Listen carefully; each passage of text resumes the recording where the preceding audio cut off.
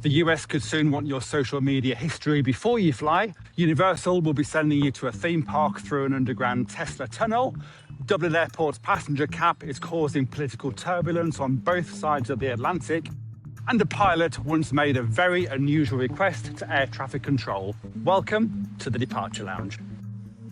Big changes could be coming to your US travel, and this one's personal. If you travel to America using an ESTA under the visa waiver program, you might soon have to hand over a lot more than your passport details. US authorities have proposed major updates to the ESTA system, and whilst nothing's changed yet, the proposals are significant. Now, here's what's on the table. You could be required to provide 5 years of social media handles. Now, that's Instagram, X, TikTok, and LinkedIn, the lot. You may also need to list every email address used in the last 10 years and phone numbers from the past 5 years. Now, if that's not enough, on top of that, expanded family details, including parents' names, birthplaces, and residences, and potentially increased biometric checks like selfie verification through a mobile app. Now, the goal, according to US officials, is stronger national security under a 2025 executive order aimed at tightening the visa waiver program. Now, the 60-day public consultation is now closed. If it's then approved and moves forwards, these changes are expected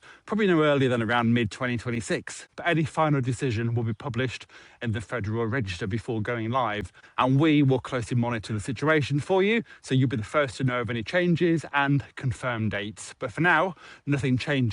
ESTA applications continue as normal, but if implemented, applying to travel to the United States could become far more detailed and far more digital. So let me ask you this. Would you fill in your social media history to visit the US, or is this just too much? Let me know your thoughts, because this could change the way we all travel to America. Whilst Universal Studios Bedford's groundworks continue, Universal Orlando is taking things to a whole new level by going underground, literally. Now, the Boring Company, which is Elon Musk's tunnel building firm, has been selected to create a high-speed underground transport system linking Universal Orlando Resort with its brand new $7 billion sister park, Universal Epic Universe. And right now, the only way between them is by bus. That's 3 miles, Florida heat, air conditioning, international drive traffic as well. Now, so instead of adding more coaches, Universal could soon be sending guests through tunnels and Teslas, bypassing the gridlock completely. Now, if this sounds futuristic, that's because it already exists. In Las Vegas, the Boring Company's underground loop have carried more than 2 million passengers since 2021, quietly moving people between one of the busiest tourist strips in the world. And they're not stopping there. Plans are already in motion for a 17-kilometre underground network in Dubai. So this isn't just a gimmick, it's infrastructure.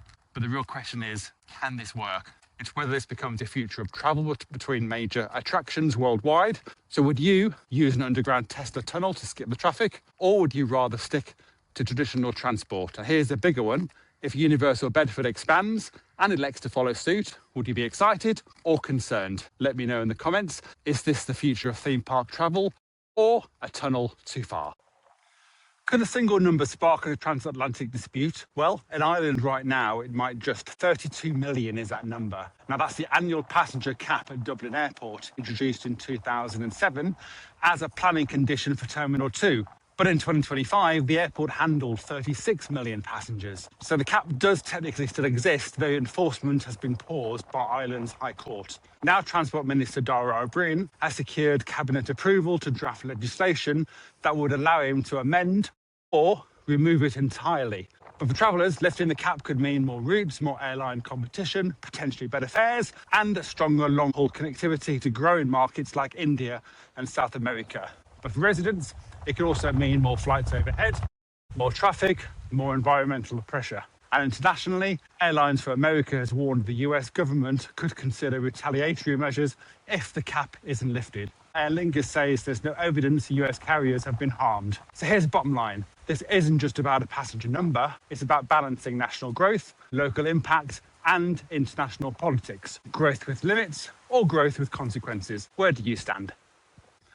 Now, here's proof aviation really does deliver. Back in September 2018, a flight heading into Philadelphia International Airport made a slightly unusual request to air traffic control. No, it wasn't the weather, it wasn't runway changes, It was pizza. Yep, the pilot radioed ahead asking if someone could arrange pizza for when they landed. It was a long flight, it's a tight turnaround, and had serious hunger. Priorities, of course. And here's a brilliant bit. ATC actually passed a message along. And when the aircraft reached the gate, the pizza was waiting. No delays, no diversions, just elite crew resource management. Now, before anyone panics, no safety rules were bent, no airspace was compromised, just a light-hearted request handled once the important stuff was done. But imagine greasing the landing after hours in the cockpit, and your biggest concern is whether they remembered the extra cheese. That's not just a smooth arrival, that's a well-done one. And before we go, when you're on holiday chilling out on the beach in the sun, maybe sipping on something bubbly, any idea how you recognise a friendly ocean? Well, I do. It waves. Oh, are we there yet?